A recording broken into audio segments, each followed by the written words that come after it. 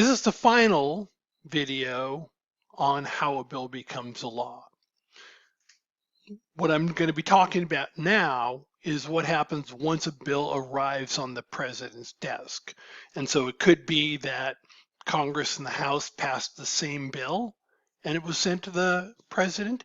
It could be that a bill went through the ping pong thing that I talked about, going from the House to the Senate, back to the House to the Senate until they finally agreed upon that way, and it wound up on the president's desk. It could be that there was a conference committee, and the conference committee came up with a bill that they both agreed upon. It went back to the Senate, it went back to the House, they both passed it, and then it went to the president. So regardless of how a bill gets to the president, once it arrives on the president's desk, there are 5 outcomes.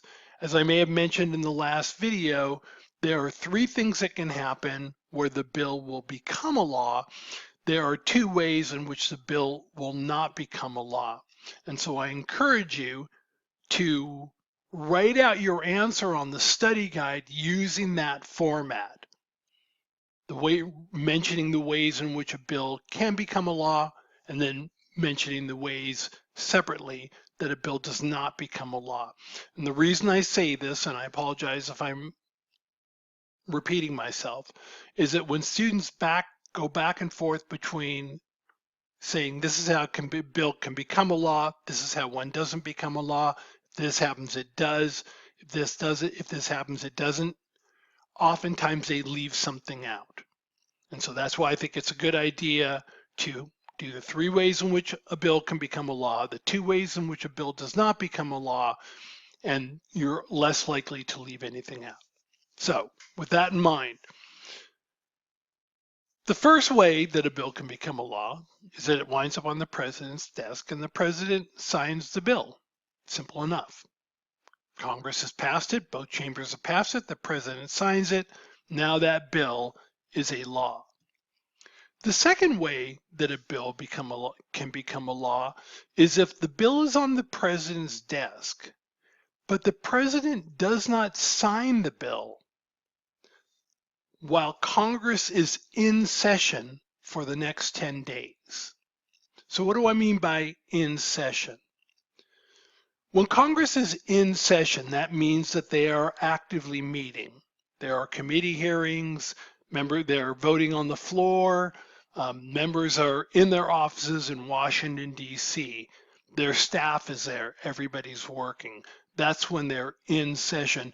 It's kind of the same as like when the semester is going on at College of the Canyons, right? When classes are meeting, the cafeteria is open, the library is open, the administration building is open. That's sort of like being in session. It's the same thing with Congress.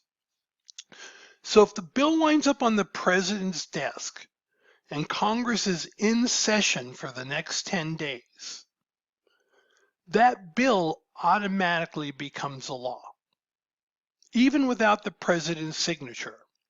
So for example, and there's your clue for the exam, if a bill winds up on the president's desk on May 1st and the president doesn't sign it, and Congress is still in session on May 11th, that bill becomes a law because Congress has been in session for 10 days after the bill landed on the president's desk. So that's the second way.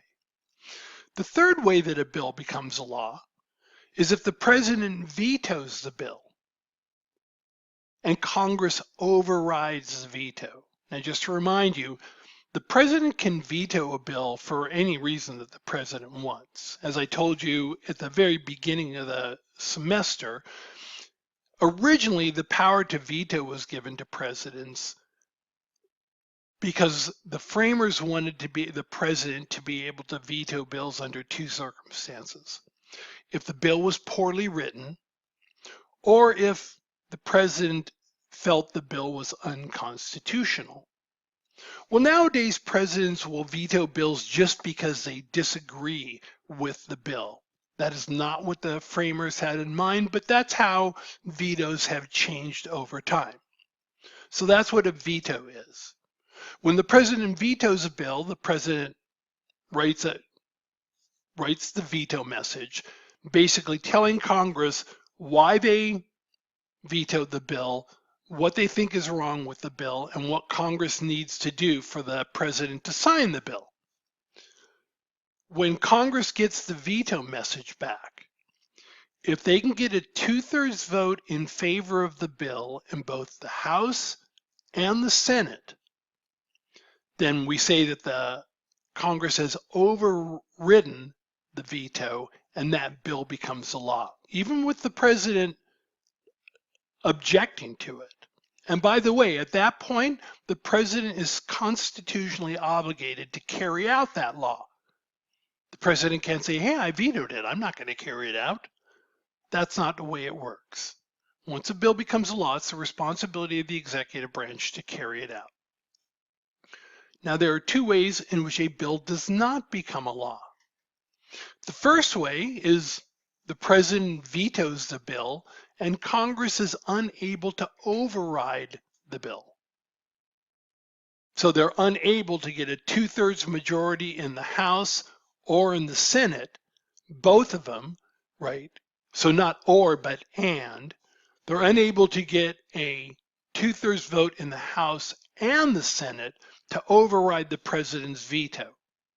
In that case, the bill's dead. Now, if it gets 2/3 or more in the House, but it doesn't in the Senate, the bill's dead. If it gets 2/3 in the Senate, but not in the House, the bill's dead. So that's the first way a bill does not become a law. The other way that a bill does not become a law is the bill winds up on the president's desk. The president doesn't sign the bill, and Congress adjourns within that 10-day period. Now, when we talk about Congress adjourning, what we're talking about is that members of Congress and their staff, for the most part, go back to their states or go back to their districts. The Congress isn't meeting when they're adjourned. They aren't holding hearings when they're adjourned. It's kind of like during the semester break, right? It's kind of like the end of, well, maybe not the semester break is the best example. It's kind of like when the semester is over, right? College of the Canyons adjourns, using this analogy. So if you go to Washington, D.C. when Congress is adjourned, there won't be a lot of activity there. So if the president gets a bill on May 1st, for example, and on May 5th, before the 10-day period, Congress adjourns, then that bill dies. That bill's automatically dead. The president doesn't have to veto it, it just dies. Now, when Congress reconvenes, they can reintroduce the bill and start the whole process over again, but that particular bill dies. Now, you may be wondering, and by the way, this is referred to as a pocket veto, right? Because everybody knows when Congress is going to adjourn. They set it up way ahead of time because people have to buy plane tickets.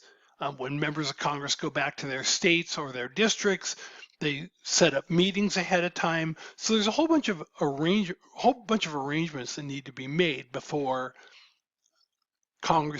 members of Congress go home. So everybody knows well ahead of time when Congress is planning to adjourn.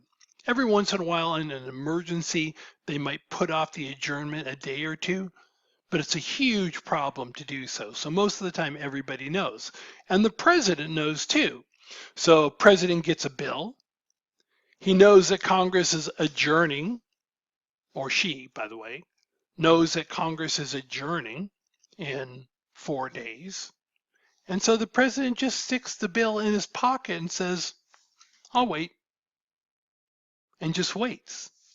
Now, if the bill is something the president really strongly objects to, the president might want to veto it just to let everybody know, I object to this.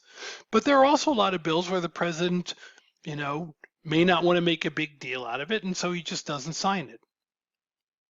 So those are the two ways in which a bill does not become a law. Now, if you get this question on your exam, be sure to give the example for in session and adjourning. I use May 1st and May 11th as a 10-day period. If you want to pick a different time, you can pick a different time. But one of the key things that students get wrong on this is they fail to provide an explanation and an example of what in session and adjourn means. And so now there you have it, how a bill becomes a law. Now, the truth is that the process is way more complicated than what I described. There are a bunch of different ways that this process can happen. But what I've just described about the role of the president, that's exactly right. That stays the same.